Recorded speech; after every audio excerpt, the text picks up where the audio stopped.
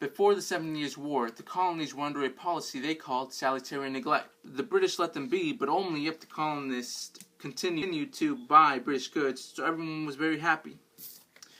But all that ended after the 7 Years' War. The British was in huge debt and were responsible for a bigger area of land granted to them by the Treaty of Paris. One of the first things the British did to enforce laws was issue a writ of assistance, which allowed custom officials to search anywhere for smuggled goods without a specific warrant.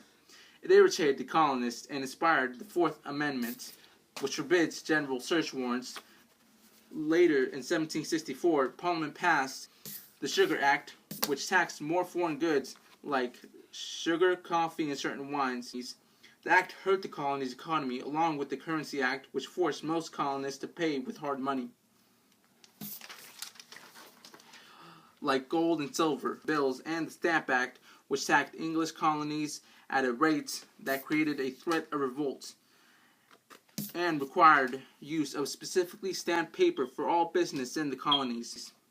Other controversial acts were the Townshend Acts, which were meant to raise revenue in the colonies in order to pay the judges and governors' salary and keep them loyal to Britain, in order to establish trade regulations and establish the precedent that British Parliament had the right to tax the colonies. In response to the Townshend Acts, Samuel Adams wrote the Massachusetts Circular Letter, which Adams argued the acts were unconstitutional. The letter also led to the Stamp Act Congress held by colony representatives in 1765.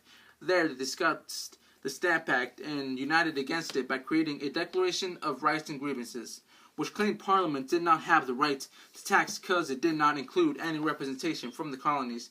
Then in 1767 through 1768, Pennsylvania lawyer and legislator John Dickinson published a series of essays called Letters from a Farmer, which argued against taxes that are made only to raise the colony's revenue. On March 5th, 1770, colonists leave a tavern and pass British soldiers standing outside. The intoxicated colonists begin yelling at them and decide to throw snow, ice, and rocks at the armed soldiers. 5 of the colonists are shot, one of which is Crispus Attucks, the first person to die in the American Revolution. The soldiers were tried and found not guilty. As an attempt to decrease tensions, Lord North repeals the Townshend Acts and removes nearly half of the troops from Boston. Trade with England increases, although tea is still taxed. In 1771, the Sons of Liberty disguise themselves as natives and attack the crew of a grounded British warship called Gaspee in Providence, Rhode Island. A year later, in 1772, the Committee of Correspondence is created by Sam Adams, who uses British letters as propaganda to raise awareness in colonies. The colonists are able to see governors are being controlled by the Parliament. In 1773, the Tea Acts are passed, placing a tax on tea and giving the British East India Company a monopoly on tea trade with the colonists. The colonists are angered by the tax, so in retaliation, on December 16, 1773, the Sons of Liberty dress as natives and dump 342 crates of tea into the Boston Harbor, an event referred to as the Boston Tea Party. Because of the colonists' actions, a few months later, in 1774, the Intolerable Acts are passed. The port of Boston is closed. The Massachusetts Charter is revoked, making Massachusetts a royal colony. The Quartering Act is reinstituted, and town meetings are forbidden. The Quebec Act was established in 1774, which not only guaranteed French Canadians Catholicism, but banned colonists from going to Quebec, which prevented them from getting any of the land from the French Indian War. The combination of the proclamation in 1763, the Spanish in Florida, and the Quebec Act made the colonists feel boxed in. The first battles of the American Revolution were when the military governor of Massachusetts sent troops to seize and destroy military stores in Lexington and Concord. When it was discovered that the British were embarking to the road to Lexington and Concord, Paul Revere and William Dawes rode to warn the rebels, where Paul Revere is famous for shouting, "The British are coming! The British are coming!" The British won the battle against the undisciplined colonists at Lexington, but at Concord, the superior numbers and poor tactics of the British made it a colonial victory.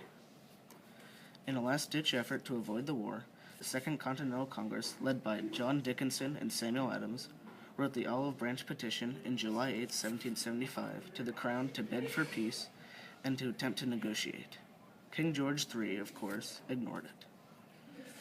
In January 10, 1776, Thomas Paine wrote Common Sense, a pamphlet written for the understanding of the common man, to explain the advantages of independence. It caused many undecided colonists to join the cause for independence, and it became the largest selling book in American history. On July 4, 1776, the Second Continental Congress had Thomas Jefferson draw up the document listing grievances with Great Britain, as well as asserting natural and legal rights. The Declaration was an official document to justify the breaking away of the 13 colonies, and it established the United States of America.